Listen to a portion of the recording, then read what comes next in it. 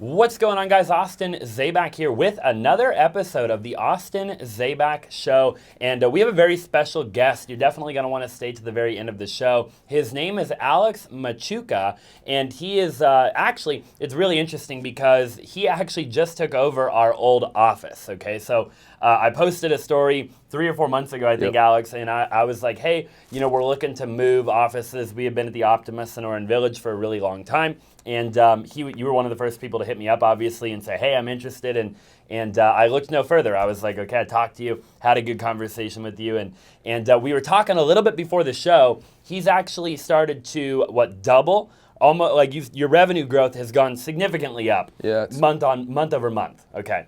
So I think you gave me a percentage. I can't remember what the percentage was. We're growing, just by numbers, we're growing by about 50K MRR a week. That's insane. So doing incredible numbers in an industry that I actually have been wanting to get into, kind of in the mortgage industry a little bit in a roundabout way. So if you're watching the video, we're going to be talking about that. We're also probably talk a little bit about real estate, life, business, and just a little bit of everything, man. So I appreciate you being on the show, and I'm excited to peel back the onion a little bit of how you got to where you're at today. It's a pleasure being here. Obviously, Austin, I've been following you for a while. Even your old show. Yep. I was a big fan of that. I watched that a few times. The A&A show, yeah. Yeah, Josh Snow's episode, Alex Morton's episode, those guys. Big names. Yeah. But you were a great host.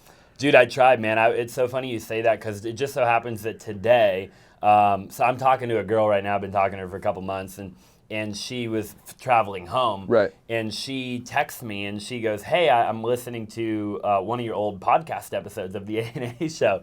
And I'm like, oh my God, because there was some of those old episodes, I mean, we were drinking on the, Oh, yeah. We were, and I'm like, which one were you listening to, And it was one that I remember very vividly. I'm like out of all the episodes that she could have listened to, that's the one that you were the most drunk. Right. And anyway, so kind of funny. So on the way here, I actually was listening to that old episode to just kind of rekindle, bring back some memories of what I did or didn't say, so I could be prepared for next time we get together. But it wasn't that bad. But that was a good show. I'm gonna have to give it a listen. And so you will, and you're gonna be doing a podcast in that room. That's soon, right? Okay. That's right. And inspired by you guys, really. And I got to show you. I did the same. I did the black background, but I'm sure you've seen it. It's not necessarily, you guys had kind of the waves. Mm-hmm, we did. We did the kind of the rock formation. Okay. But same color. What type of material? It was from Ivory 3D art pen. It's good material. Yeah. Because I originally ordered them from Amazon. And I was like, this is crappy. So we reordered it. But it's not done yet. I got so many ideas from it. But what we're actually doing is one podcast on this side, and then we're actually going to do a completely different wall on the other side, so we can have 2 different studios. Because I'm doing a few different shows. One of the shows is going to be just a conversion academy for my clients, where I interview mortgage brokers, brokerage owners, to talk about how are you converting to obviously help them. The other one is going to be where I interview entrepreneurs, agency owners, and then the other one is going to be an internal show where we kind of walk everybody through the growth of our business internally. So it's just going to be with the employees that I have in order of when they came into the company. So it's going to be kind of a timeline season of that. That's really cool. Yeah. I'm excited to peel back the onion on all of that a little bit too. I actually have another set right across that other door right over there. So love it. Kind of the same concept. I wanted multiple. This is not bad for. I mean, you've been in here a month? Not even. Yeah. Not even. Yeah. Right. So I looked at Lewis Howes. I really admire what Lewis Howes was able to build. And I kind of took a little bit of inspiration from Lewis Howes in terms of kind of having the boxed in kind of look here with the tape. I took inspiration from you with ours. Yeah, I think we're and I love it, dude. And I think and I took inspiration initially from Logan Paul, right? Because I was like, Logan Paul had a cool set in his garage. Yep. I think he's since changed it up a little bit. He's in Puerto Rico now. Okay, yeah. So, it's interesting how that kind of all evolves. So are you going to do the big L in that corner? I love the L-shaped desk. Yeah. The L's cool. When I started doing this one, I changed it obviously from the A&A show just to the Austin Zabak show. So I probably won't normally have 3 guests on here, No, yeah, of course. So on the old one, we always had, if we had a guest, it would be 3 people. And I have you left your sign behind the A&A show. Yeah. So I need to come get that. Let me know if you need that. I'll put it somewhere, and I'm sure eventually. Me and Austin are still good friends, obviously. So, It's good. You guys were like, Kobe and Shaq together Yeah, all the time. man. It was, we had a good run. We had 5 years of business and, Right. and maybe longer of a relationship. And we were just going a different way in life. He wanted to do different things and I wanted to do different things. And it was just one of those things where I just said, hey. Well, that's awesome that you guys can continue a relationship Yeah. after that. Me and my partners, like, I don't want anything to do with them. Right, like, right. My ex-partners, I'm like, ah. And there was a period of time when we got out of the relationship where we didn't talk. Of course. There was definitely that period of time where we were kind of going through the quote unquote divorce. The feelings are still fresh. Yeah, man, and money and stuff too. We both treated each other very fairly, but it was complicated. When you look at It's like a divorce, man. oh, it's a total divorce. It was. I've never been through. I can't compare because I've never been, and hopefully I'll never have to go through that, right? Right. But dude, like you're talking like. You really look at it, like we had multiple companies. Yep. We had 15 bank accounts. We Yep. owned real estate together. We owned vehicles, like cars together. Equipment, how do you, Right. like just everything you could imagine. Computers, just like, and dude, just the amount of stuff that we owned over the years, we just acquired it together. Yeah. We were just like, hey, you throw in half, I'll throw in half, or Right. one of our companies would buy it, right? And it was complicated, man, because when we got to that point where we said, hey, we're going to go a different direction, it was like, well, who takes what, Right. Luckily, the business stuff was pretty easy because I just wanted to do real estate. And that was always my thing, right? Right. And, there was other companies that we did over the years that I said, hey, look, I'm fine with not doing that anymore, and why don't you do that and I'll do that and we'll go our different way, So, but yeah, after a few months, man, I texted him. I'm like, hey, dude, like at the end of the day, I loved our relationship. Brothers fight, man. Yeah, And I said, look, man, and even today on the way here, I texted, I was listening to that old show, like I was telling you, and I was like, dude, those were fun times. I wouldn't probably go back and do it again, but they were fun times, Right. man. You live and you learn, right? Yeah, absolutely. So talking about you, so you basically like what? Let's go back a couple years, right? Were you always an entrepreneur? Yeah, I would say I've always been entrepreneurial, meaning, I guess I've always had a problem with like a boss or authority. I've done sales since I was 16 years old. My first sales job was not even selling anything. It was just asking for donations over the phone, cold calling. Then I went to door-to-door sales, and that was obviously, that's some of the toughest sales you can possibly do. And then I went back to like my first like entry-level job in phone sales, and the fact that I sold door-to-door just made phone sales way easier. I'm like, you mean these people can't shut the door in my face and like Right. threaten my life? Fantastic, Yeah. And started doing that. Then I upgraded and went to GoDaddy. Got into it with like my manager. He was just such a dick. Yeah. I've never been talked to like that in my life. So I had to leave. And I went to work for this company called Top Line Strategies for this guy named Tim Fargo. He was a Harvard grad, and he really became kind of like a father figure to me, to where, dude, I got my car repossessed. And when I told him about it, I'm like, I don't think I could come to work anymore. Yeah. He was like, you like Audis? And he gave me an Audi. Wow. How old were you at that time? I had to have been 26 maybe. Okay. Yeah. 26, and I worked there doing recruiting, right? So a little bit different than sales, but it helped me. You have to learn to acquire talent and do it well.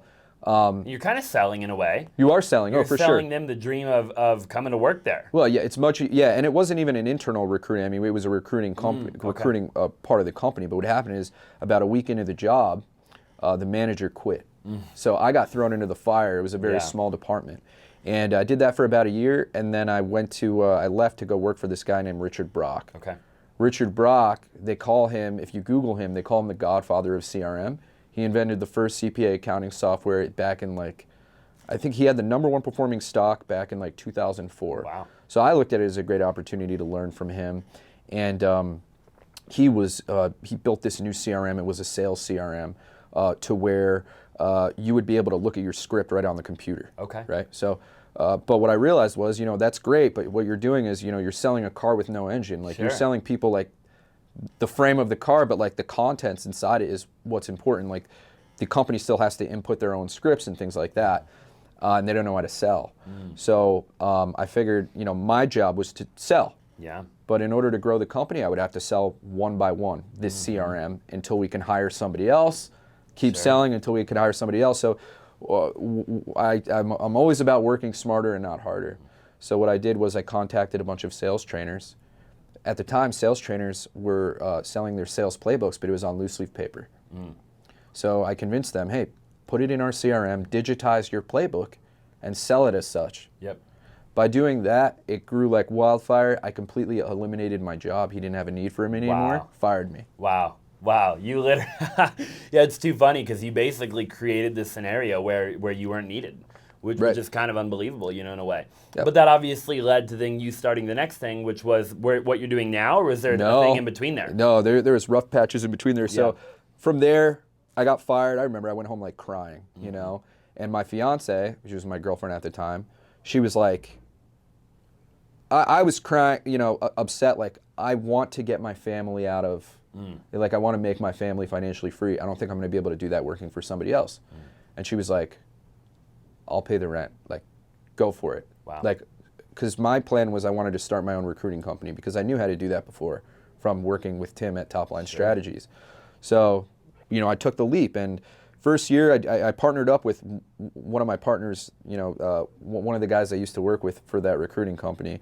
And, we did I think we did like 80 to 100K. So nothing crazy. Like, we were making money, but I didn't feel like we were putting in, maybe the same amount of effort. He was a good friend of mine at the, I think what we accomplished was respectable, but it like wasn't enough for me. Sure. Yeah. I wasn't happy. And at that point, that's when I had the opportunity with West 54 Productions. It was my friend's company. You know the Museum of Ice Cream? Have you heard? Yeah, right? Yeah. So they had the Art of Ice Cream here in Scottsdale, and it did fantastic. And then they wanted to open up a second concept called Tacotopia, and they were looking for investors. So what they did was they gave me a call. They knew I have friends who have money, and they were like, if you find somebody to give us $250,000, we'll give you 10% of the company. Wow. Right? So I was like, great. That's incredible. I found my friend who was interested to do it. He got cold feet like pretty late in the process, right? So I was like defeated. I'm like, damn, there goes my opportunity. But what I realized is, anybody who's familiar with the Museum of Ice Cream, like that's a very Instagram-centric business, which means, the only thing better than paid advertising is free media, right? Free organic advertising. So what I realized was, there's all these businesses like Pepsi, Coca-Cola, like if you look at Coachella, all of these brands are all over the festival, right? Yeah. But the thing is, these festivals are 3 days long, whereas the Art of Ice Cream or Museum of Ice Cream, those are like 3-month-long projects. Yep. And people are literally going there to take pictures for Instagram. So we're taking these brands and putting them in a viral explosion. So I cold called Pepsi. I got them to invest. Took about 3 calls, and then I cold called Cholula, got them to invest, financed the entire operation, got Nosotros Tequila to invest, got one of my buddies to invest. I ended up raising like a little over $600,000, and we were in Austin, then we were in LA on the Santa Monica Promenade, like prime time. And unfortunately, our ads team was not the best. So they were kind of like blowing through cash, and we weren't able to get the cost per lead down to where it was profitable for the tickets. And it was at that point where I cold called Gary Vee's partner, Ryan Harwood, and I got them interested in equity in the company. So they ran a test with us. We got them involved. They started doing our ads. Things started turning around. Then the pandemic happens. When the pandemic happens, I pretty much had, I was like, hey, I'm not getting any money. Like, you guys aren't paying me. I can't work here anymore. And I think I had already blown through all my money saved up for my recruiting company. I think I had like $2K left in the bank. And I was looking at. And your girlfriend at the time she believed in you. Yeah, 100%. She was maybe even helping a little bit financially at that point. At that point, she didn't have to. Okay. Before that, there was, when I was doing the recruiting, she helped me for like the first 3 or 4 months. Wow. Like, just awesome. Was like, and she's really successful. She's really high up at Honeywell Aerospace. Sure. She's a boss. Yeah. But thank God I had her in my corner. But, after that, I had probably about $2,000 left in the bank, and I was like, Lynn's like, I think I really want to spend it on this course. Yeah. I saw this guy named Jeremy Haynes. Yep, He did all the marketing for Grant Cardone. Yeah, yeah. He's my mentor. So I know Jeremy. I mean, I don't know him like you probably, but he's reached out to me numerous times. Really? Oh yeah, we've had multiple conversations. He sent me videos of I don't know if you're familiar, but Dan Locke? Yeah, just all kinds of stuff, right? And he's pitched me on whatever. That guy to knows help me. his shit. Oh my God, unbelievable. Like on another level. He's in like Facebook headquarters, like getting all the newest, latest and greatest stuff. Yep. So I took his course, and I just went down the rabbit hole, man. And his stuff was really high level, to where it was kind of like going over my head. But I was like inspired by him. I'm like, this guy sounds so cool. He's like making it cool to sound smart. Sure. You know, like he was just so cool to me. And then I bought this other course because I just went down the rabbit hole. I bought this other course. It was like $300.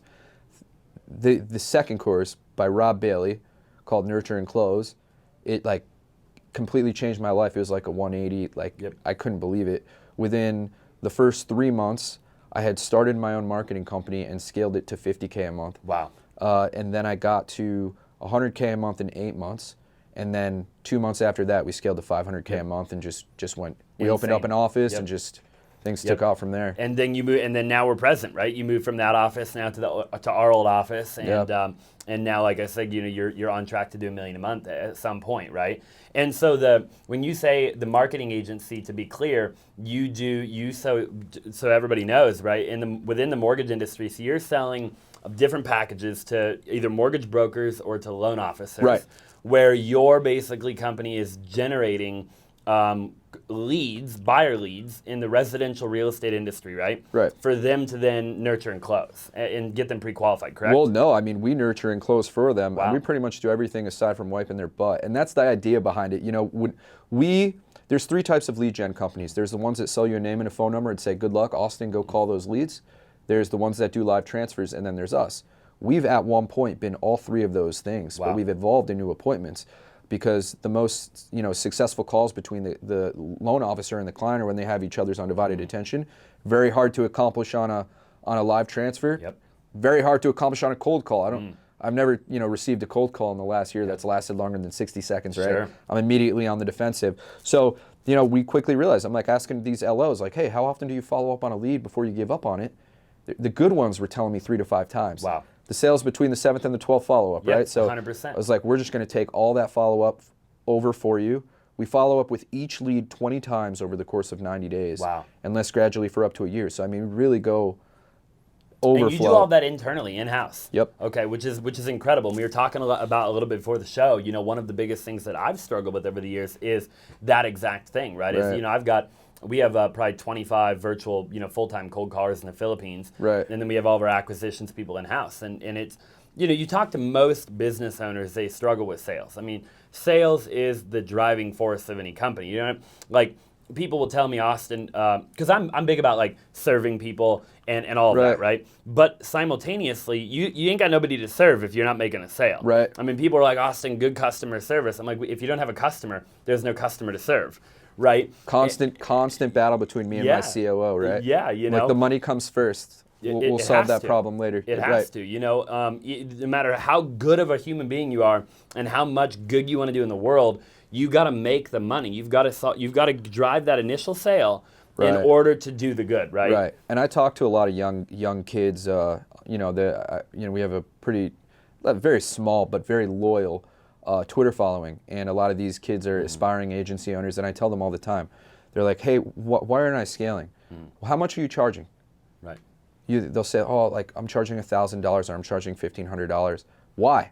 Yep. Well, I just don't feel like I can sell, more than that. Nobody's going to pay more than that. It's like what you don't understand is by increasing the value of your service, the price of your service, you are actually simultaneously increasing the value of your service.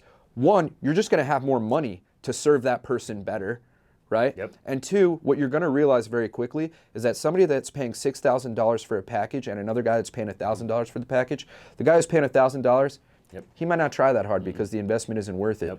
But if he's paying $6,000, that guy is going to try his best to make the service work. We used to be in the education space, and when we would do like a Black Friday sale or Cyber Monday, the people that would wait to buy the product, the course or whatever we were selling for $200 or $300, or we would give it away for free every now and then, those are the ones that want the refund. 100%. You know, the people that pay above and beyond, and they go out, you know, and they make it happen. You know, those are the people that 9 times out of 10 they don't want to. They're happy because they take the action to produce the result, and therefore they can't point the finger and play the blame game, right? Right. Because there's nobody to blame because they're successful. They just made it happen, right? The people that pay the least amount of money, their mindset's messed up already from the beginning. From the very beginning, their mindset is wrong. And since their mindset is wrong, when they don't achieve the result, they've got to point the finger at somebody. Well, who are they going to point at? And it's never their fault. No, it's never their fault. It's never their fault. Never. No, but you're absolutely right about that. You know, our 40K a month clients, they don't bother us. No, of course we don't hear from them. Never. But it's always the ones who get a discount. Busy. Yeah, if we have like a $3,500, which we phased those out, I was like, I don't want to deal with those guys anymore. But, you know, it's always the ones who pay the least that complain the most. 100%, 100%. I love that. And you were talking too a little bit before the show. So what is really beautiful about the business that you've now created is that it is a subscription model company, right? Which I've really always admired and looked at those types of company. I've owned a lot of different companies. I shouldn't say that. I had a marketing agency too, but we did Instagram and like all kinds of different marketing for social media, right? Right. And that was a subscription-based model, but it was our packages were cheap. Right. And so I didn't like that model. You know, we made a lot of money. We did really well. But ever since I did that, and then talking to guys like you, you know, I definitely want to, at some point in the very near future, figure out a way to build another company on a subscription model. And even past that, like eventually like tangible product. You know, I mean, look at like Josh Snow is a phenomenal example. I'm talking with Josh right now because I don't know if you saw that post with him and Los Hustle where they're doing like free valuations. I was like, yeah. So I used to pay Los. So Los, back in the day, Los did a lot of marketing for us, way before he was partners with Josh. Right. So I actually know Los pretty well, you know, and then they partnered with Josh, and Josh is a great, you know, I've seen Josh over the years evolve and scale that company, you know, and he's so impressive, man. He really is. Truly, you know, and like even the couple podcasts that we've done with him and stuff like that, and I've hung out with him a bunch, you know, to hear, and really it's just, it's genius, but what he did is so simple. You know, when you really think about it, right? When you really look at the grand scheme of things, I mean, he nailed the branding of that product. He nailed the packaging of the product. He nailed the marketing of that product, the influencers, you know, stuff like that. Like you were saying a minute ago, perception's reality, right? You know, when people, you got Kim Kardashian, Floyd Mayweather, right? I mean, and you know, I mean, it just through the roof because you know he's competing with the big dog, the Colgates, 100%, the Crest, the whatever, you know, the teeth whitening, you know, 100%. And it's so funny that you know all those athletes. I tried to provide value to Josh because I don't really know him that well, but I knew he was from Scottsdale, and I went to Vegas, and Conor McGregor's agent is his name's Audi Attar. Mm-hmm. He represents Manny Pacquiao. We went to Vegas together and we became good friends, and I'm like trying to like learn from Josh because he's the man. So I hit Josh up and I'm like, hey, I want to introduce you to Audi because I know that you're using all of these athletes to advertise your product. And Audi, I know that he was actually using my friend's agency that would find them influencers. So I was like, why don't you just cut out the middleman? Mm-hmm. You guys can talk directly to each other. You're getting athletes wholesaling for Audi. It's a way for him to feed his athletes, right? Sure. So I got them. And for you, it's opening, you know, you're doing it the right way, by the way, just to add for people watching and listening. Providing value. You're providing value. And I just want to be clear about that because a lot of people are listening and they're younger and they don't understand that key thing you just But here's the other thing that they don't understand. Where a lot of people, when I'm like, you need to provide value. Like, well, how do I provide value? Yep. What they don't realize is you can outsource that value because to Josh, it doesn't matter that Audi is directly bringing the value. I connected them, so I'm the value, right? Yep. Like, you can outsource that value, 100%. No problem. All you have to do is just connect people. And I think that's the number one thing. If you were to just think of something real quick, because there's a lot of things you can do, right? But I think the easiest thing you can do is, hey, who can I introduce to this person that would benefit them? Right.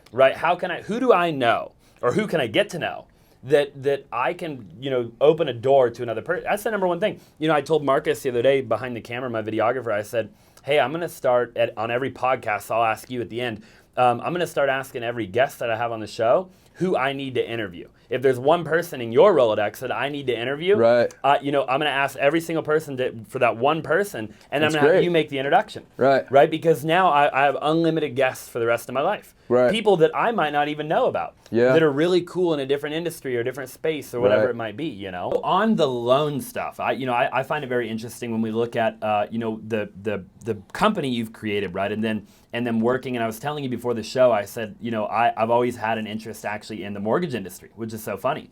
And I was, funny enough, I was telling like I said, I've been talking to this girl, and she's in the mortgage industry, and so I told her, because I got pitched, and I told you before the show, of a couple guys before, a couple years ago, and there was one opportunity in particular I probably should have taken, because it was a mortgage franchise company, and I'm curious to get your opinion, because you're so knowledgeable in the mortgage industry, but it was basically, I think I had to give him $100,000, and he said, basically they had a model where, I would just bring in LOs. We would have an office space. It would be, however that process works, right? But essentially, I would just become a mortgage broker, right?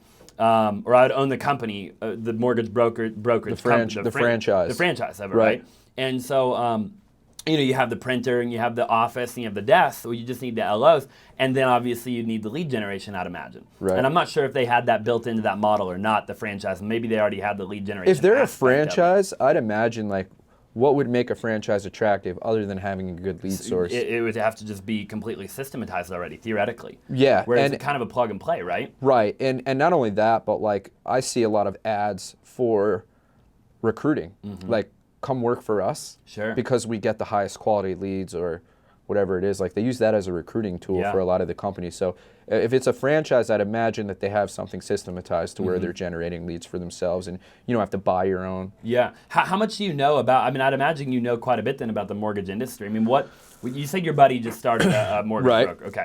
So what does it look and feel like to go out and start, because I feel like that's a very lucrative industry, right? Correct me if I'm wrong. It is. You're probably the smarter guy of the two, though, if you were to say, okay, I could start a mortgage brokerage, or I could start a marketing company that supplies the mortgage broker or the LO with the lead, right? You're probably the smarter of the two. But if a guy were to start a mortgage company, do you have any idea what that looks and feels like aside from? Look, I think the biggest thing is jumping through compliance loopholes, right? Just it is its own monster. I have multiple friends that are loan officers that have failed the test multiple times to even become a loan officer. If you're going to be a brokerage, you need a qualifier. That qualifier needs to be a licensed loan officer. Also needs to be well versed in compliance. And then you got to take a new test, if you want to be licensed in this state or that state, right? So it's definitely a complex business. It's a business that I don't think I'd want to get in. Yeah. I was thinking about. I had a licensed attorney telling me that I should, and then when I got a second opinion, they were like, "No, you should not. Yeah. You shouldn't. You should just stick to what's making you money right now." And even I spoke to, I don't know if you know Judge Graham. It sounds familiar. So he has. I was actually talking to him earlier today because we're looking to, we're looking to exit. He would always tell me, it's like, hey, any business that you have that doesn't have a plan to exit, all you've done is just created a job for yourself. Yep, 100%. That's all you've done. Yep. I was like, if I get in the mortgage business, I'm just creating a job for myself. So I just kind of stuck to what I know. Yeah. I'm not, I like most companies, even with recruiting, it's like I was an IT recruiter. I didn't have to know how to heads down code to talk about code. No. Right? No. So the same thing with this. As long as I can speak the language, Sure. I'm okay. That's all that matters. Yeah, and there's still things that I'm learning every day. When I used to ask people, well, how much money do you make, instead of how much volume are you doing a month, right? So there's different terms and stuff like that, but overall, it's just like anything else. If you can learn to speak it, you don't necessarily need to learn it. Obviously, the more you increase your domain knowledge on that subject, it's going to be more advantageous to you. Yeah. But you can get by. You can, yeah. Well, I've always said have the fire ready aim mentality. I own multiple companies, and dude, I don't think I've ever started a company where I had any idea what the hell I was doing when I first got started. Right. You know, I mean, to be honest with you, right? And I think, you know, and I talk about it on my story a lot on like my Instagram and stuff. I say like, look, if you wait to have it all figured out, you're going to be waiting your whole life. Right? I mean, at some point, you guys like you and me understand this, right? Like people watching and listening, it's like, hey, you got to just jump in. Well, not only that, like I get so frustrated when people are like, yeah, you need a business plan. I'm like, for what? Yeah. What are you going to map out right now? Right. First of all, you are not going to be able to anticipate any of the problems that you run into. No. You can't like a business plan. I'm 100%. sorry, excuse my French, No, but like it's just what, and I talk to other agency owners about this all the time. It's like, hey, what you're doing right now at $100K a month is not the same thing that you need to be doing at $400K a month. It's a completely different business that requires completely different systems, right? So you building a business plan at zero, not gonna do anything. It's not going to do shit. No. Just do it. Take the first step. And I'll take even action. I'll even take that another, like, because I love what you're saying. Dude, recently, and this has changed over the years, and it'll probably change. If you ask me again in 5 years, my answer will probably be different. I stopped goal setting altogether. I don't goal set anymore. Dude, I found goal setting for me, bro, was killing me. It was killing me. Because how in the hell, success is exponential, it's not linear, right? So how can I predict? If I sit here and say, well, in 2022, I want to buy 15 rental properties, I'm shooting myself in the dang foot. Because in 2022, what if in the next 3 months we close 5 massive deals that completely change the trajectory of our finances forever, and the 15 goal is now 50, right? And so for me to go, every time I've ever goal set, I've completely put a ceiling on what I could achieve. I've 100% put a ceiling on what I could achieve. Now, if I do goal set, it's a very short distance into the future, right? Right. I will never look out very much longer than like 30, 60, 90 days at the most. Right. Right. I'll look out 90 days and say, okay, well, in the next 90 days, theoretically, we should be able to do this, this, this, and this.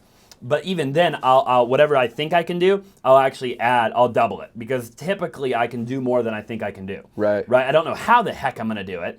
I typically have no idea, right? But I do know that I've proven to myself over and over again that I typically can always do more than I think I can initially. If I just do it, if I take that action you're talking about, right? And I screw the business plan, screw the whole thing, make the phone call. Right. Pick up post the freaking picture. You know, go whatever that might look and feel like. Depends on the person, the scenario, the context, the industry, whatever. But you just have to take action.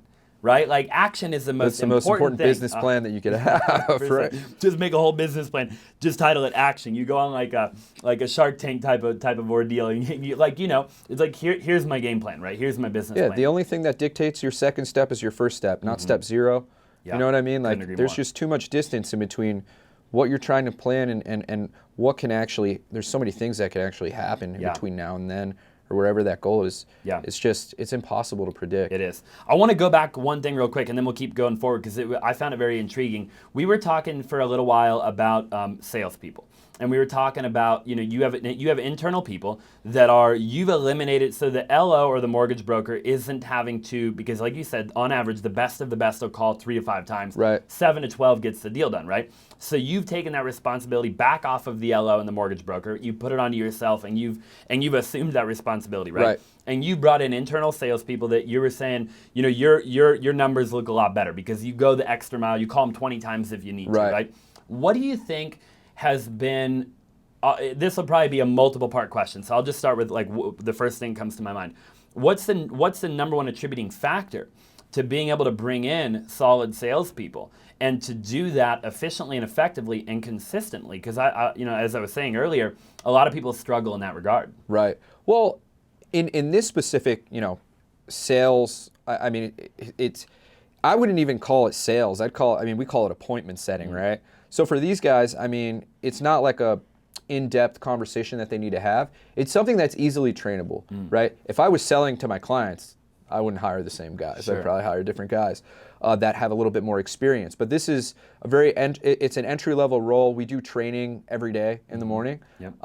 It's a script that they can see right on their computer, and all they have to do is work on their tonality and overcoming rebuttals. Everything that I've done, including from the business, so we have all these different scripts that I've written. One of them is to sell our product. The other one is to set appointments. And I have scripts to overcome complaints. Okay. Yep. That's all. Rebuttal. I have rebuttals for every complaint that we could possibly have. And I essentially, like, and it's one of my favorite movies is like Wolf of Wall Street. Yeah. So I just feel like I'm kind of in that zone. It's like that's what he did. He wrote a pitch, duplicated himself 20 times over. He's like, I want you to say it these exact words this way.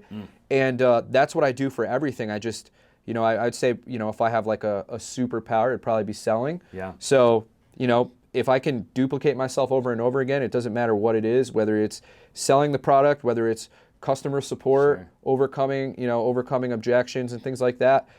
All I have to do is write it out and practice with them, recite it to them. And some people are auditory learners, some people are visual learners, some people are kinesthetic. So, we try and make sure that we touch all of those in order to make them the most successful. Sometimes I'll make them rewrite it out. Yeah, I like that. So then what has been, so basically it's pretty simple. You've created the infrastructure to plug and play, right? So you can bring somebody in, and if they're basically if they have work ethic, right? They can succeed the way that you've laid it out. The ones for who them, succeed the most are the ones with the biggest work ethic. Yep, 100%. Yep. I mean, I have guys who, they're like this one kid, Hussein, okay? He was doing HVAC before this. He was working 12-hour days, 6 days a week. So coming to us, he feels blessed. He's fired up. I This get kid, to sit in the air conditioning and on the phone. this kid had no sales experience. He closed a $40K a month deal. Wow. No sales experience, period. Yep. It took me years of experience to feel like I was, or had the confidence to sell a high ticket service or something that's worth thousands of dollars. This kid is fearless. Wow. And he closed in the past 3 days, I think he's closed like 8 deals. Wow. And he's just focused, man. Like, he loves coming to work. He's one of the first ones in. He's one of the last ones out. He just works harder. He studies. Yep. He watches film. Like, it's just like sports. Like, I tell my sales guys all the time, I'm like, watch film. Watch yourself. Yep. Pay attention to the person on the other end of the Zoom call's facial reactions when you say certain things. Yep. Right? Pick up on patterns. And the ones that do are the ones that succeed, and the ones that don't, For sure. they don't succeed. 100%. There's a direct correlation there to my tops earners. They're literally in their free time, they're in the conference room watching videos. Yeah. Wow. That's what they're doing. Incredible. And we preach the same thing, right? So, now then that begs the question of, finding the work ethic, right? Because, so for me, same thing, right? I've got, dude, if I can get people to work hard, which we've got a lot of people that work really hard now, but it took me many years of trial and error to find people that work hard, right? And but if I can get somebody that has the work ethic, I tell people, I'm like, look, I don't even want you to know anything about real estate. Right. I'm like, you're better off coming in knowing nothing with a clean because you don't sheet. have any bad habits. You could program them. Yeah, I can show you here. No, because people that think they know everything, they shoot themselves in the foot 9 times out of 10 because they think. I have a couple of those. You know what I mean? And I'm like, hey, forget everything. I'm like, half of success is unlearning a bunch of crap. Yeah. Right? Like I tell people, I'm like, whatever you've learned up until this point in your life, 90% of it's garbage. Forget right? about You were it. taught to go to school, get good grades, graduate, build a resume, go beg somebody to hire you, do the 40-40-40 plan. And like, look, and it's just, those are examples, right? We learn all this stuff growing up, right? Like money doesn't grow on trees. And I mean, there's so many things. When you leave the house, turn the lights off, right? Look at all the this whole college junk. thing blows my mind. Right. I've learned more on YouTube in the past 2 years than I learned in my entire in my entire college experience, period. Which, by the way, was more than 4 years. But I mean, I can't remember one thing I learned from college at all. No. But I can go on YouTube and it's like you can literally get the equivalent of like a Harvard education on YouTube. You can. Yeah. There's so much good The content world out is there. changing. Yeah. And people need to adapt. I think that, and I tell people all the time, man, I say, listen, college is good if you want to be a doctor, a lawyer. Right. If you want to, then you got to go learn that trade. Right. Right. Like there ain't no way. I don't want you doing a surgery on me. Right. If you didn't go to school for it. So, for sure you have to, right? But like for all these other professions where once upon a time you had to go to college, you don't need to anymore. And it's crazy because I mean, you think about where we just were. I started my company at the beginning of a pandemic. Yeah. Beginning of a pandemic. And I made a lot of money sports gambling like during that time. And I remember saying to my fiance, I go, everything was shutting down. And I go, well, at least sports is still here. And then sports shuts down and I'm like, oh no. Right. But we started this company literally at the beginning of the pandemic when there was more uncertainty and everyone was like, Yep. this isn't going to work. Right. What are you doing starting a business right now? Yep. What happens if the housing market's going to crash? Yeah. I'm literally like, I don't And it's give all a you shit. heard. That's all you heard. And I don't care because look, there's millions of loan officers, mortgage brokers, like, I don't like. They're doing something. None of that has any bearing on whether I No. can sell them or not, period. Nope. And I feel bad because I'm looking at like a lot of my peers and friends and acquaintances, and I'm like, what the hell you been up to these past 2 years, man? Like, there was no distractions, Right. no parties, nothing. And you didn't acquire a new skill. Yeah. You didn't do anything to level up. Like, wow, that was your opportunity. If you didn't level up then, you're not going to level up now. Never. When life's back to normal and you have all this temptation, all these distractions, it's just not going to happen.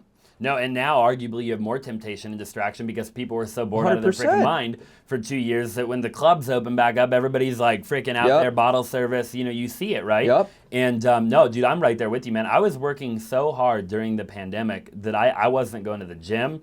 I mean, like, because, dude, I saw just like you, man. I saw opportunity everywhere. We saw opportunity everywhere. And the real estate, the investing side of our business, to keep it short, it totally evolved during the pandemic. I bet. In 1 month, we lost probably $300 or $400 the first month of the pandemic because I've all had the months deals like we that. had under escrow, there was like a 2-month period where, like, for lack of better words, like, did hit the fan for like 2 months. Same. But then on the third month, That's crazy that you say that. On the third month, I don't know, I can't recall, but what was it? It would have been March. Was it March when the pandemic was initially announced, or was it February? It might have been February. It was Right in that February, ballpark. March. Okay. February, March. So by like April or May, dude, it shifted, bro. And it was like, dude, we skyrocketed because like it was this weird thing where like for a few months people were really unsure, but then after like 60 days, it was like, dude, people went all in, man. And we started selling to big hedge funds. The hedge funds started to enter the market. And had we not adapted though, similar to you, had we not been aggressive and adapted, we would have totally failed. We would have totally failed. Yeah, and it's so funny because my COO is my cousin Joe. He's a very conservative, and I am not. Yeah. I'm the opposite of conservative. Put it this way, in my business, I remember we first shot up and I had like $500,000 in the bank, and I went all the way down to $60K. Yep. And I could have been like, all right, let's stop. I was like, let's let it ride. Yeah. And we shot right back up, right back up to where we were.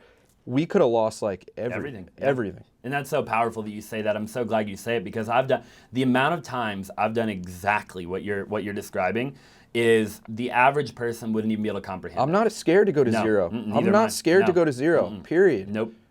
Dude, you know Andy Frisella. I don't know why this just rang a bell. Andy Frisella talks about that a lot. I don't know if you listen to him, but he literally will be like, I'm mentally. He's like, I almost like zero more.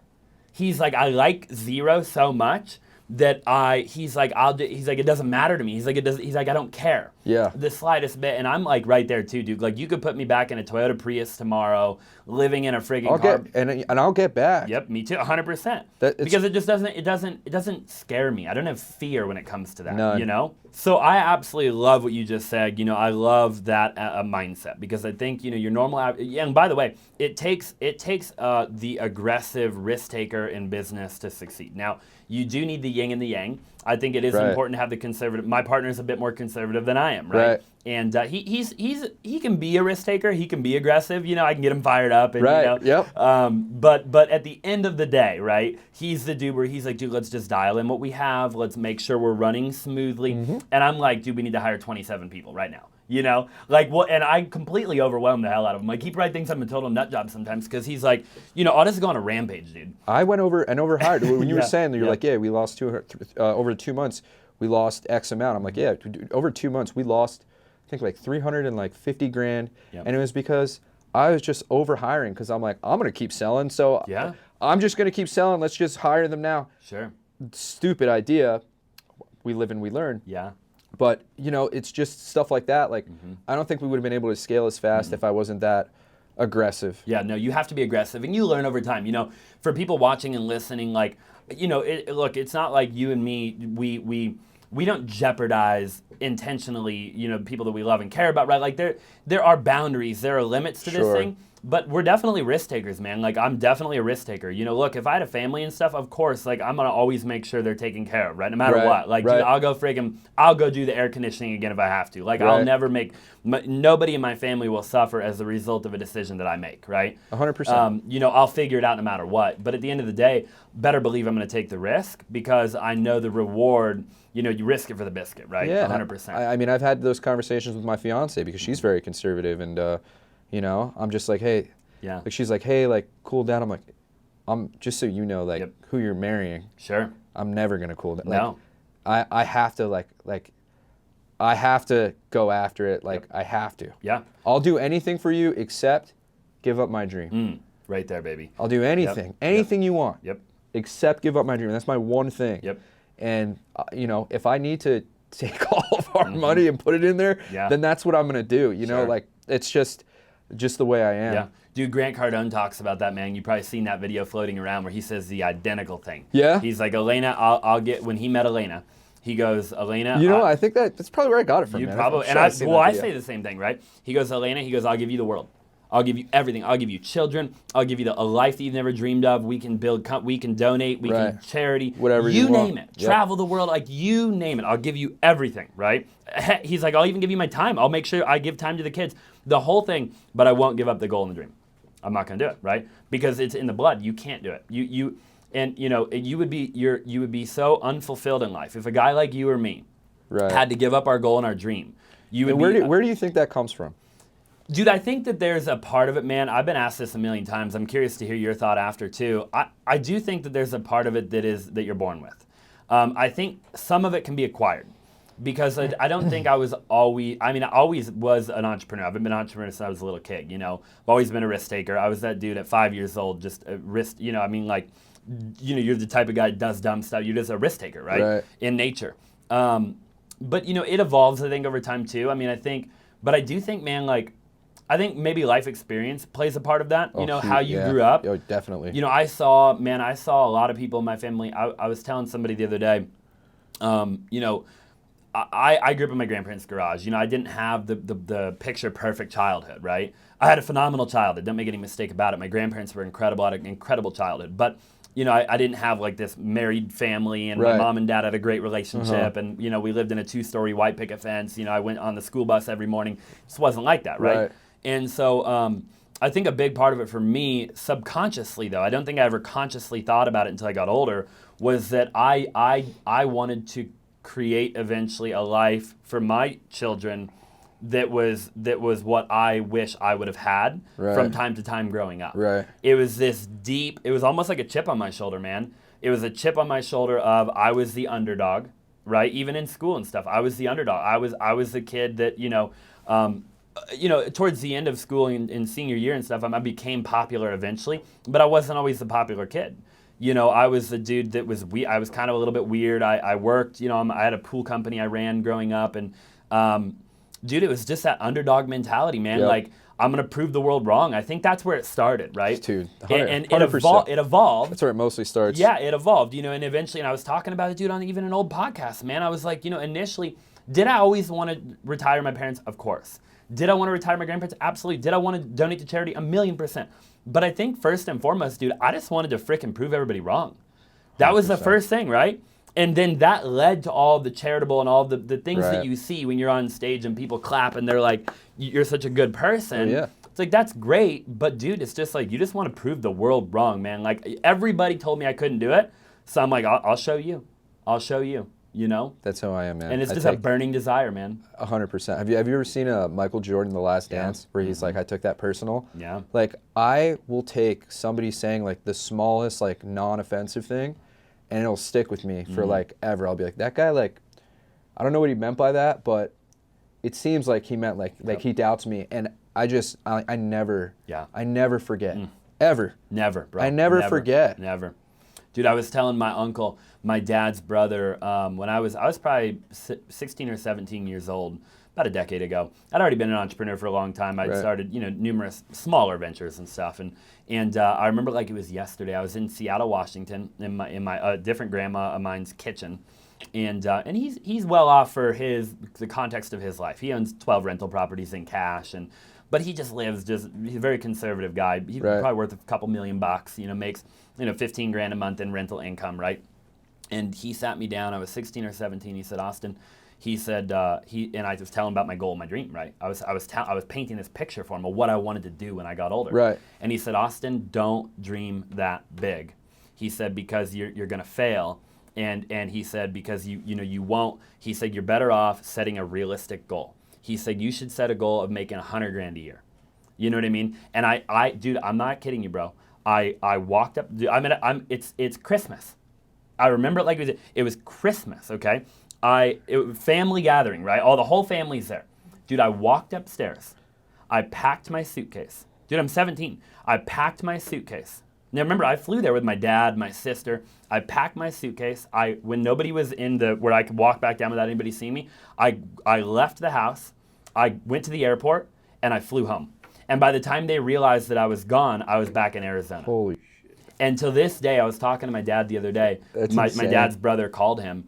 And I told my dad, I said, I still remember the day that Rod told me, his name is Rod, and Rod's a good guy, by the way, if Rod ever watches this. But I said, I still remember the day he told me that I should be realistic about my goal, and he walked into my office, about a year ago, and he goes, man, it's crazy to see what you built, That's so funny. You're a better man than I am. I was literally just talking the other day with my friends. I'm like, when I exit, I am going to send an engraved bottle of champagne to everybody who doubted me, all my enemies. I'm petty, so. No, and you're a better man than I am. No, man, you're a good man. But look, man, obviously everybody has that. Look, guys like you and me, man, that when you want to prove people wrong that bad, there's nothing in the world I want to do more than just give the middle finger to everybody that ever doubted me. Sometimes, and the worst part is sometimes it's even people you love. Like sometimes it's like your closest family, and they don't even realize they're doing it. No. You know what I mean? Like.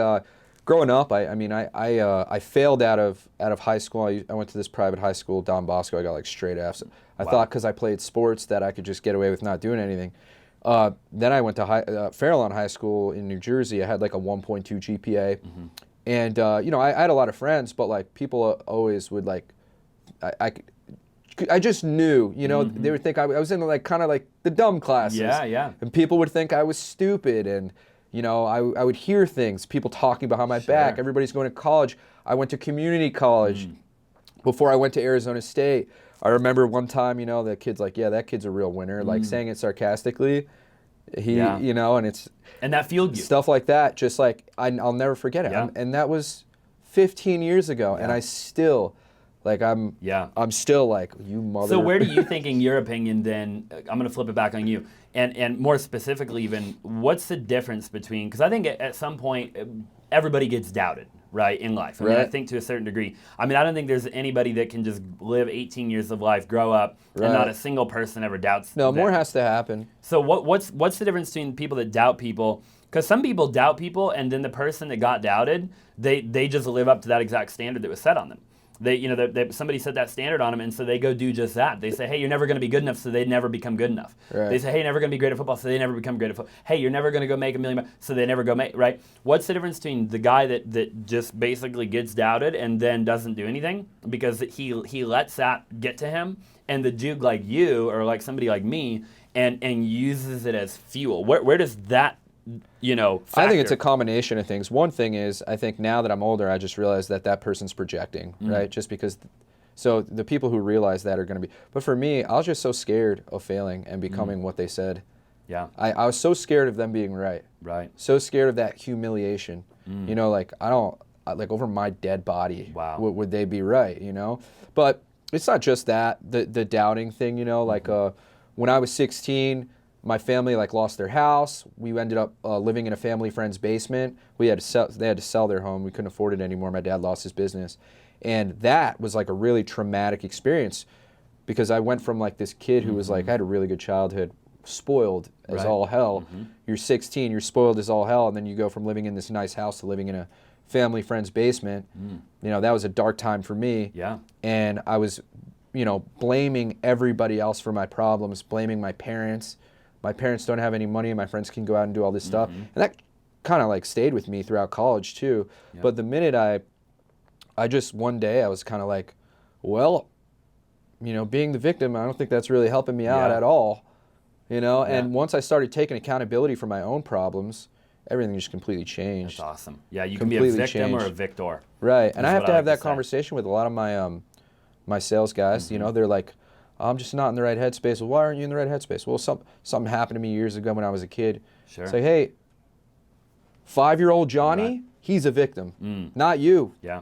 You know what I mean? Like, that's so long ago. Like, and the more you let that consume you, the more, the worse it's going to get. Like, you cannot let that own you. That's not who you are. Yeah. No, I like that a lot. A lot of people have that kind of, they look for, they will build in excuses to justify their failure later on without realizing that they're already writing their ticket by coming up with those excuses. Yeah. You're already setting yourself up to fail. I say that, success dude, it's mostly mental. It's mostly mental. It's just a frame of mind, man. It's people say, like, Austin, how do you stay motivated? I'm like, I don't stay motivated. You stay happy. I'm disciplined. I wake up every day. I do it every day. I just do it. It's a frame of mind, man. Like, I'm no different than anybody else. But the difference is I just wake up every single day, man. And I'm just so gosh dang consistent. Yeah, dude, I'm grateful. I still have bad days, but I choose to look at the good instead of the bad. I just try to wake up a little bit earlier, try to go to bed. Like, it's a combination of all the little things. It's not just one moment, right? Like, absolutely. Where you wake up and you're the man, It's like I chose to eat Chipotle instead of Cane's. I chose to not do the ice cream. I chose to wake up an hour earlier. I chose to be happy instead of pissed off. When I got a lawsuit, I chose to just take it with a grain of salt and just figure out what to do. It's part of the game. Rather than let it kill me, right? Like, it's all these little decisions over time that lead up to you being the man or the woman that you end up becoming, if whoever's watching, And so I think it's really powerful, man. I want to talk really quick, too, about, because I'm interested, and I know this is getting long for everybody, but it's a good one. It's because we're vibing so well. Yeah, we're vibing, man. I've been fascinated for many years now about, entrepreneurs and relationships and everything like that. I was engaged when I was younger. It just wasn't the right time, and it wasn't the right girl for me, without getting into it. Since then, I've been in a couple of long-term relationships, and I eventually want to I'm the kind of guy, I grew up with my grandparents. I'm old-fashioned, right? So I want to have a family. I want to have children. I want to do that whole thing, right? What has been like?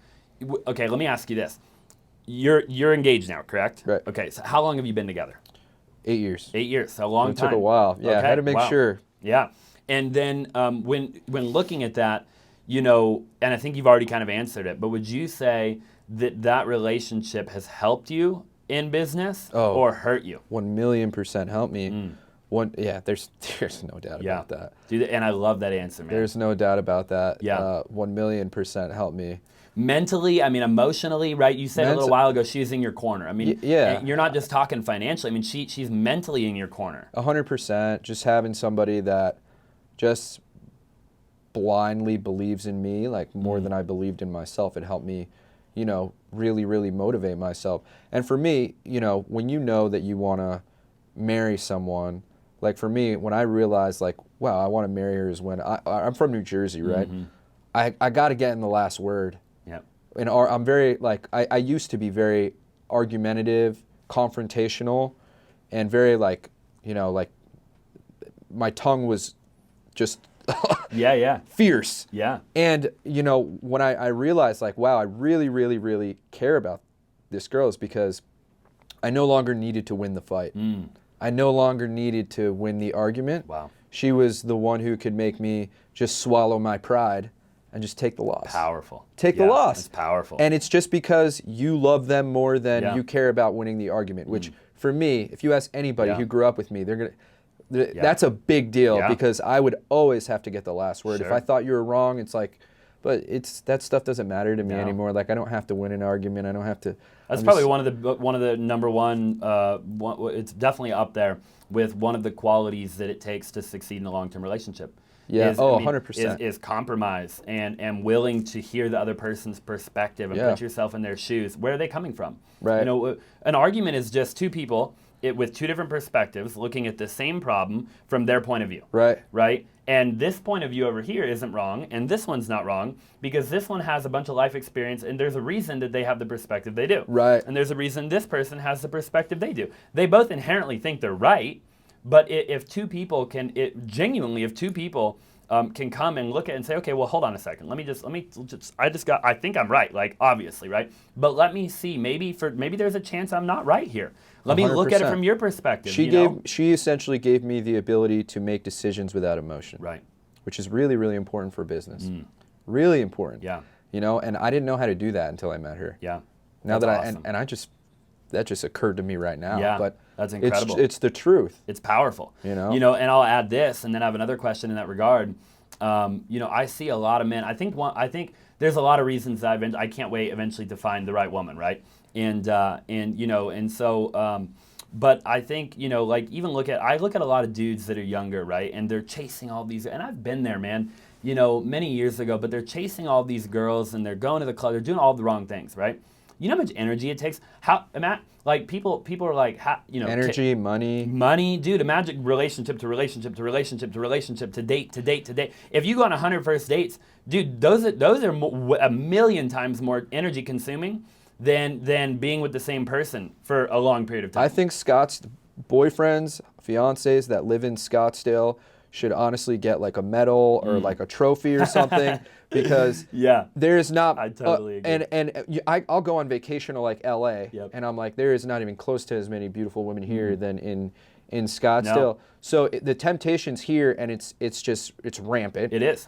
It's rampant, so it's really hard for people to kind of get out of that mode. 80% of them they're all in the wrong mentality, man. Yep. I got so disgusted with that whole scene, many years ago that, dude, I can't even like I can't even go to the bar. I can't even I want nothing to do with it. Because it is just so toxic. It's unbelievable. Yeah, it is. It really is. Yeah, because you do it enough times and you just start to notice the pattern, right? That's all you care about. Exactly. Let's go out to Old Town and get laid. Right. And it's honestly the most toxic thing in the world, in my opinion. So kudos to you for being in that relationship, and hopefully the next time we do a podcast, I'll be in one similar. You'll be at 16 years though, and I'll be at 8. And you'll be married. And so do you have that planned yet, or? So we went to Mexico with my whole family. It was awesome. I took my whole family on a trip to Mexico, and because my mom wanted to help look at venues, Sure. She wants to be really involved and stuff. Yeah. So, but we weren't able to find a venue, so now we're gonna fly to Cabo. Okay. See, check out those hotels. We're gonna do a destination wedding. So that's awesome. Yeah. Looking forward to that. Yeah, it'd be a really cool thing. You'll have to send me pictures, and I'd love to. I'll send you an invite. Yeah, I'd love it, man. Dude, you might find your future wife there. There Who you knows? go. Exactly. You never know, man. There is a girl in particular I'm talking to right now. She's a really cool girl. So we'll see where it goes. Love Obviously, that. Time has to take its course. And of course. Know how it goes. You've got to spend the time and energy on it, and eventually, if it's meant to be, it'll be. But another question for you that I have is, and I think a lot of people watching and listening is like, okay, you're in this relationship, right? But you also run a company. You run a very successful company. How do you manage? The I'm going to call it balance, but Tony Robbins calls it work-life integration. But regardless of what you call it, like, how do you manage both? How do you manage to keep her? And is it a combination of like her understanding? Is she? Oh yeah. So she works a lot. Mm-hmm. Like she's working from like 6 a.m. to like.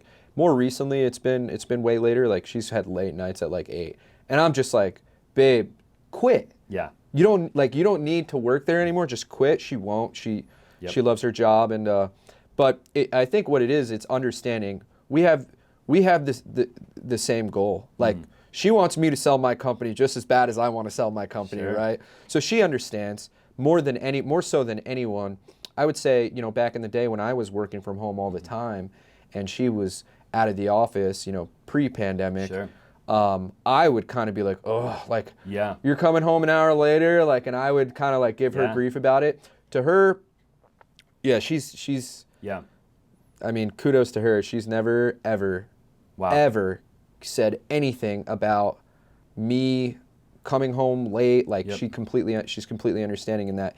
And also, the great, in the 8 years that we were dating, she once never pushed marriage on me. Wow. She never asked me when I was going to propose. Wow. She never brought it up to me, ever. And I see that happening a lot. Yeah. These days, these girls are pressuring these guys into marriage. What they don't realize is it's like, you're going to look back 10 years and think to yourself, like, did push him into this? Like, Right. why would you want to do that? Yeah. She's never done that, ever. That's awesome, man. That's incredible.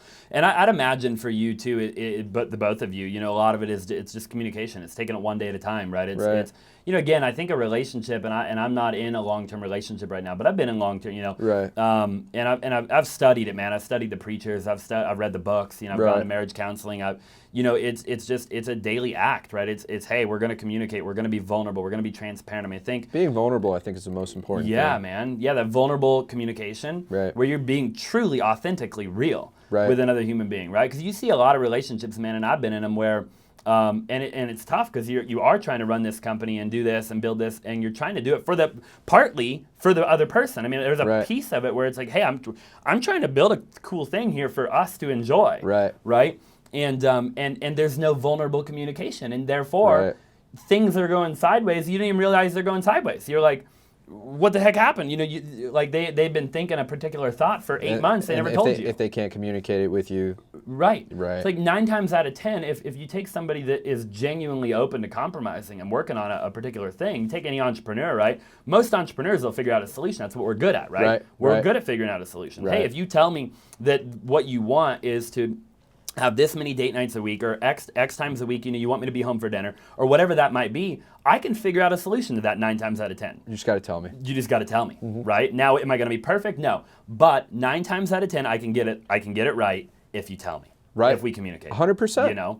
And so I think that's huge, man. And that's on the partner. That's on the person that isn't the entrepreneur. Even if they're a hard worker. That's on you, Linz. It is. It's on them to communicate, right? And obviously the communication's equal. No, but you're absolutely right about that. Both people have to communicate. Oh, yeah. And we've had instances where, Linz has blown up on me and it's like, well, why didn't you tell me that? You've been this pissed off for like a few months? Like, sure. I didn't know. I didn't know. I'm not a mind reader. Right. Well, and I think women, and that's a whole other conversation, but men are so wired so differently. Women, they assume that we can read their mind and we can't. No. Right? I have no idea. I don't know if you read this book called The 5 Love Languages. Yep, I have. Gary Chapman, yeah. So that book I had to read. Yeah. To invest in my relationship, but it's so funny because I just feel like I'm so different. I'm like, my love language is like food and I'm pretty easygoing. We typically are, right? Right. We don't need a whole lot. I mean, we need I think we need like physical affection. I mean, that too. Her love language is gestures. Sure. But me, being the entrepreneur I am, I'm like, well, do I have to clean the house or can I just pay someone to clean the house? Does that count as a gesture? Right. It's like, no, it doesn't. No. You have to physically do it. Yeah, you do. Yeah, because it's the act. It's not even the doing of the deed. It's the act of, hey, I'm gonna do the deed. Right. I'm gonna wash the dishes because I care about washing it. It's about you caring enough to. It has nothing to do with the fork getting clean. And that was me. That was like my mentality. I'm like, well, what do you mean? I'm just solving this problem better than. We think about it so analytically, right? What are you talking about? I can figure all this out. This is simple, right? We get a landscaper, we get a pool guy. Exactly. You know what I mean? Exactly. And they're like, no, but I want you to be the sexy pool dude with the shirt off. Right. And it's like, well, you didn't say that, It's like, dude, I think honestly, relationships can be probably the most rewarding thing for an entrepreneur because it gives you something to look forward to work towards, to make better, to whatever. And, when you're in that kind of mindset, you come to the workplace, dude, you grind, man. You grind. I've been in relationships where they were good, or at least for a period of time, obviously. Oh, yeah. If it's a bad one, you're not going to grind. You're going to be distracted all day. But if it's a good one, it's got to be a good one, right? Grind. It has to be a good one. As a matter of fact, if anybody's watching this and you're trying to be a business person and you're in a bad relationship, you got to get out of that. Yeah, it's not going to help you at all. It is not going to help you, and you're not going to be able to do it, actually, at all, in my humble opinion. I mean, you might be able to make it a little ways. That type of anxiety is crippling. Oh my gosh, dude, it's horrible, man. Especially if it's your intimate person. I mean, there's dude, I talk about it, man. I've been in bad relationships, and I'm like, look, at the end of the day, I'm really close to my partner, right? Me and my partner are close. You're close, but I don't go home and sleep with my partner, my business partner, right? Like we're not sleep. You know what I mean? So if we I don't go home and sleep in the same bed. I don't go home and whoever you're in an intimate relationship, there's only one person in the whole world. Like you can have there's only one person in the whole world you have that type of relationship of course. with. Where when you get in a fight, look, if you're married and you live together, you get in a fight, you still got to sleep right there, right? Yeah. Like it's not like me and my partner. It's like, oh, dude, I'll talk to you tomorrow, right? Like, Yeah, there's no timeout. No, So I think it's important that you choose the right one. I guess is where I was going with that. Of course. And so I'm glad you found that one. I'm working on it. By next time, I'm sure that I'll have it figured out. Oh yeah, I bet you will. Yeah. You're luckier than most. I mean, look, you're a successful guy. I mean, that's really all they care about Yeah, down I the know. street. For So real. Yeah. Dude, you know, I don't know. I spent so long. you I'm probably like, have your pick. yeah. Well, but you do with the wrong ones. Right. So of course. that's where it gets interesting, right? You know, of course. course, I go to Scottsdale, I go to Old Town, and I could, hey, which one of you, you know? But I don't, you know, that's not what I want. And so I'm looking for somebody that values the real characteristics that matter and stuff like that, you know. And Of course. And so that is a little bit tougher to find. Very tough. You know, but Here especially, right? Yeah, 100%. And so I'm getting closer by the day. I can feel it, you know. Good. So it's all that matters. So phenomenal podcast so far, man. I feel like we could go on for hours and hours, obviously. I feel like we could at least put another 4 or 5 hours. 100%. And we'll do it again. Yeah. We'll do it again. So there'll definitely be another part to this, and I'll include all your stuff in the link down below and everything, so everybody can obviously come find you.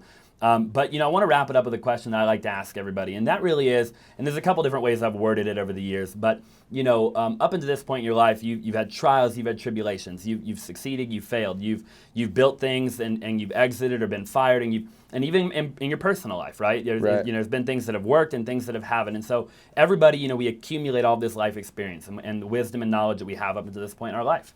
And so with that being said, you know, if you were to, you know, pass away tomorrow, you know, and you could really only leave, you know, a one piece of advice behind, and again, it could pertain to anything, business, personal, whatever it might be, to, you know, your family, you know, if you had a child of yours, you know, what would that one thing be? It would be exactly what, you know, the closest person in my life was my grandma, was my best friend. She was on her deathbed. She told me, Alex, do what fills your heart, not your pockets. Wow. And I was just like, holy crap, Grandma, that was really, really poetic. Yeah. I never had heard that before.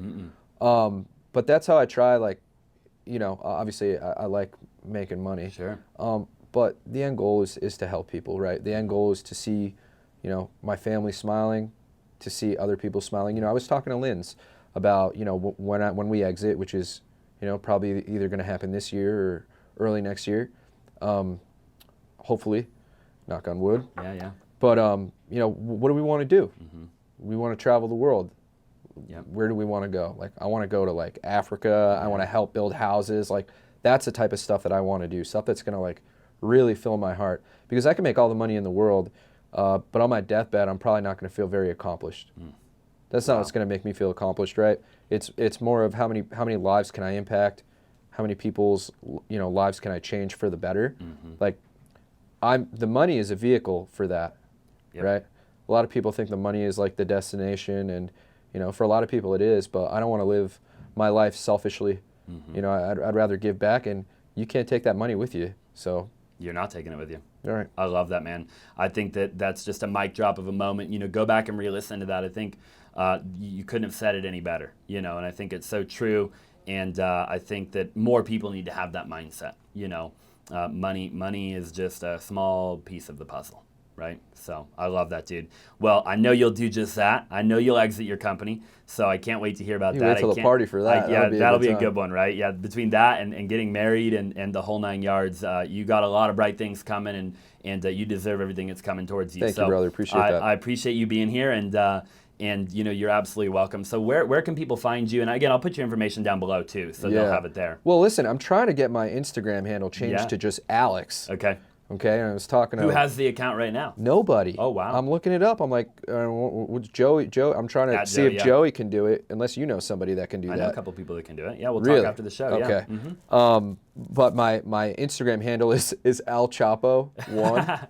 I love it. Play on words for Alex, but I love it, and it might be Alex by the time you guys are watching. Yeah, this. so it's going to be one or the other, Yeah. Al Chapo 1 or Alex. I love that. Okay, very cool. Well, again, I really appreciate you being here, man. I hope you got value if you're watching or listening. If you haven't already, definitely leave a review, subscribe, depending on what channel you're on, and I look forward to seeing you in the next episode.